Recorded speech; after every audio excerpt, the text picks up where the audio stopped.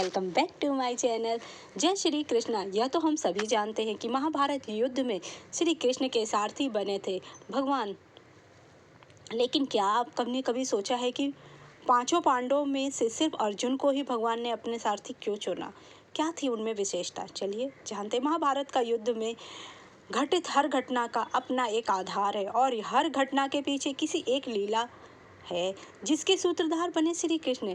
जहां एक और महाभारत युद्ध से पहले श्री कृष्ण ने कई लीलाओं के माध्यम से कौरवों को चेताया था, तो वहीं दूसरी और महाभारत युद्ध के दौरान भी अपनी लीलाओं से पांडवों के सहायक बने भगवान श्री कृष्ण। यह तो हम सभी जानते हैं कि महाभारत युद्ध में श्री कृष्ण अर्जुन के सारथी बने। श्री कृष्ण ने अर्जुन को भगवत गीता का ज्ञान भी दिया था। लेकिन क्या आपने कभी सोचा है कि पांचों पांडवों में भगवान ने सिर्फ अर्जुन को ही क्यों चुना और उन्हें ही श्रीमद् भगवत गीता का ज्ञान क्यों प्राप्त हुआ? यहाँ तो धर्मराज युधिष्ठिर भी थे जो कि धर्म के अवतार हैं। महाभारत युद्ध में श्री कृष्ण ने अर्जुन का सारथी बनने का चुनाव कई महत्वपूर्ण कारणों से किया था। यह कारण केवल युद्ध नीति संबंधित नहीं था, बल्कि गहरे आध्यात्मिक और दार्शनिक सिद्धांतों पर भी आधारित थे। सबसे पहले अर्जुन एक असाधारण धनुर्धर थे और उनमें अद्वितीय क्षमता थी। श्री कृष्ण जानते थे कि युद्ध में अर्जुन की भूमिका बहुत महत्वपूर्ण होगी। श्री कृष्ण ने अर्जुन की क्षमता और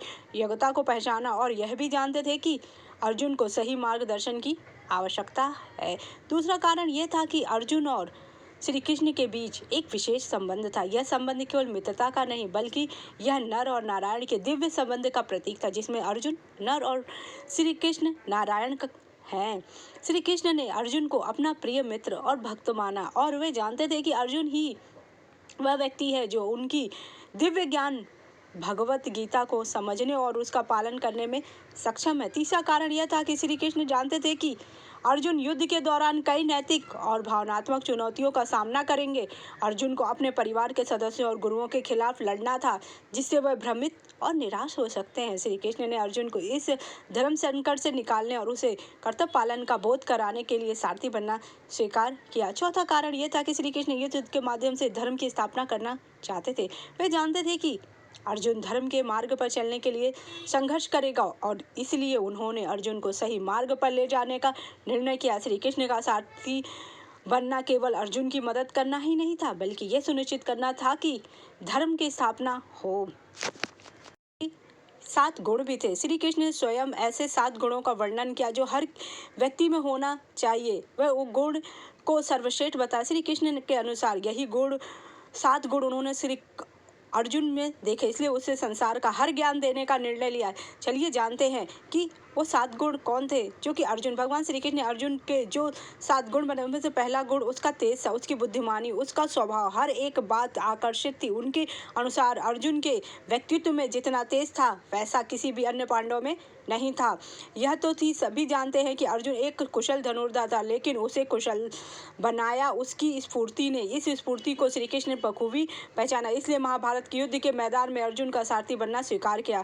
5 पांडवों में से सबसे अधिक बलशाली भीम को माना जाता है, लेकिन बल केवल शरीर का ही नहीं, बुद्धि का भी होता है। श्री कृष्ण के अनुसार अर्जुन हर रूप में सक्षम था। वह शत्रुओं को पराजित करने के लिए चतुर एवं कुशल नीति बनाने में तेज था। पराक्रम, चुनौतियों में ना भागना, परिस्थितियां चाहे कैसी भी हो उसका डर कर सामना करना चाहते थे। अर्जुन के गुण, अपने पराक्रम को दर्शाने में अर्जुन ने कोई कमी नहीं छोड़ी। वो हर चुनौती का सामना करने के लिए सजग थे, यानी कि सही समय और सही तेजी से काम करने की क्षमता उनमें भी अर्जुन में सक्षम था। अर्जुन के अनुसार हर कार्य एक निर्धारित समय पर होता है। समय आने से पहले भी काम नहीं करना चाहिए, लेकिन अगर समय आ गया है तो उस कार्य को करने में एक पल भी देरी नहीं होना चाहिए। उसे जितनी तेजी से किया जा सके कर लेना चाहिए।